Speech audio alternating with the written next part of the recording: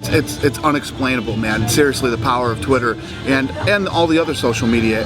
It's the thing I love about Twitter is it's so immediate. It's if I tweet something right now, you know, it goes to 1.2 million people instantly, and it's the reaction time on Twitter is incredible. Listen, you know, our fans are really passionate, and this sport has grown so fast. And you know, I've been in the trenches in this thing since day one, and you know, I've been out there on the road for 10 years meeting the fans, and it's fun, man. And everybody knows that follows this sport. I have people who are like, oh, you're the greatest, this, that, and I have people who think, you know, I'm Satan and I'm evil and I'm terrible and I suck. But I like to hear from all of them too. You'll never see me block anybody on Twitter or, you know, not engage somebody that has bad things to say. Listen, not everybody's gonna like you and not everybody's gonna like the way you do things. But, you know, if a fan is passionate enough about the UFC that he wants to get on my Twitter and tell me that I'm, you know, I suck and I'm horrible and stuff like that, listen, I'm going to give him the respect to respond to him, even if it's a, hey, go fuck yourself, you know what I mean? It's just, at the end of the day, when you talk about somebody being the president or a commissioner of an organization, we're all human beings, man. We're all people, and I'm never going to be that guy that's like, oh, I don't need to talk to the fans. I'm this guy sitting. It's never going to happen. I love talking to the fans, man. Even the ones that don't like me. Even the ones that don't like me care about this sport enough to, you know, to get on and tell me that they don't like me. And I'm cool with that. You don't have to like me, man. Trust me, you're not going to hurt my feelings. You know, believe me, dude. I follow some celebrities and see what they do. Some of these guys are fucking horrendous, you know what I mean? I'm gonna give you my quote of the day. Dude, I don't want your fucking quote of the day. You know what I mean? I believe in being more interactive with the fans. You know, if you follow me on Twitter, we're gonna do some cool shit and you're really gonna get something out of it. It's not just, you're not gonna get my quote of the day, okay? Or, you know, my philosophy and what I fucking think. You're not gonna get any of that. I'm gonna engage with you and we're gonna talk back and forth, and if you fucking hate me, get on there and tell me I'm a douchebag. You know, it's cool, I get it.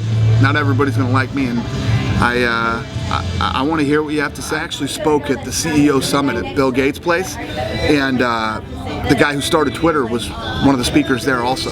So yeah, I got to meet him. He was a really cool guy, and you know, I told him I'm one of the biggest advocates of Twitter. What got me into it is everybody knows my love-hate relationship with the media, you know?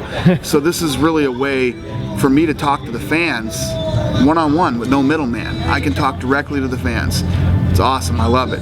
You know, and just guess what?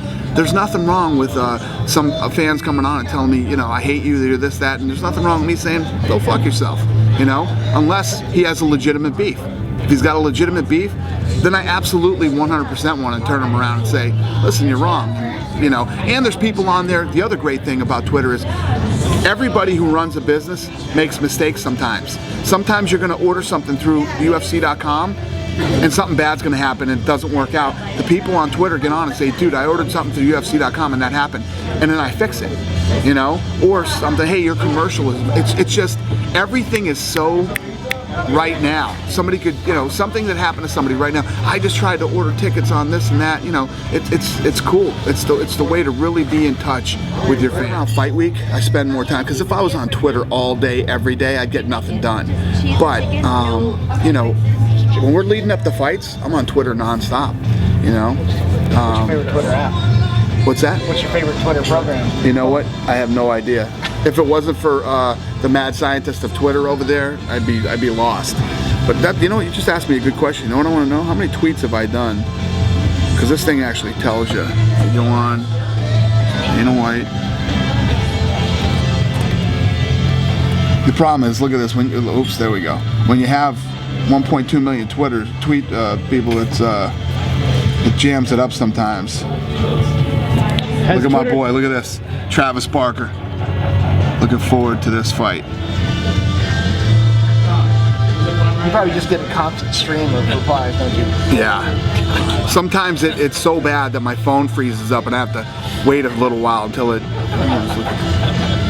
Like giving out your phone number on accident? Yeah. Like that's no bueno. But you know what happened? You know what? It's dumb. That's a good point. It's dumb stuff like that, right? I gave out my phone number on accident, and then what happened was my phone starts.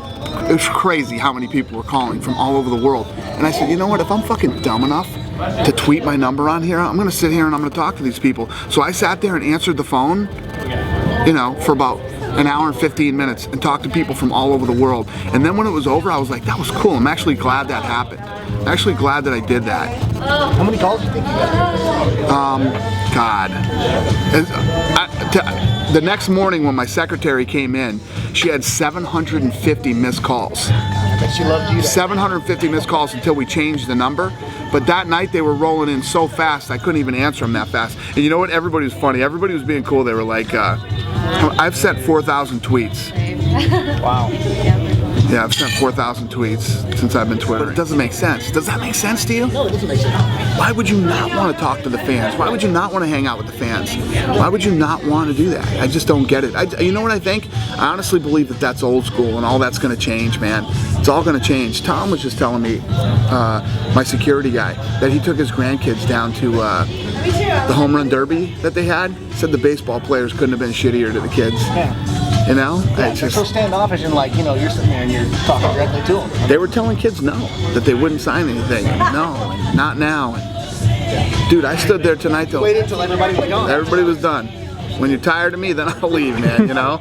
That's it. So, it's just never going to be that way. And people used to say to me, 5 years ago, it'll change. It'll get too big and you won't be able to do this. It's never too big. Seriously, if you think about what the fans do for your business or your sport or whatever it is, you can't take an hour. I mean, how long? Maybe I was out there 2 hours. I don't know how long I was out there, but you can't take 2 hours out of your day to say, hey, thanks. You can't? Come on, everybody can. If I can, You got a busy schedule. exactly. If I can, you can. I never have an off day. You're not gonna. You got a lot of people that have never met me that'll call me a dick. You ain't gonna find anybody that met me call me a dick.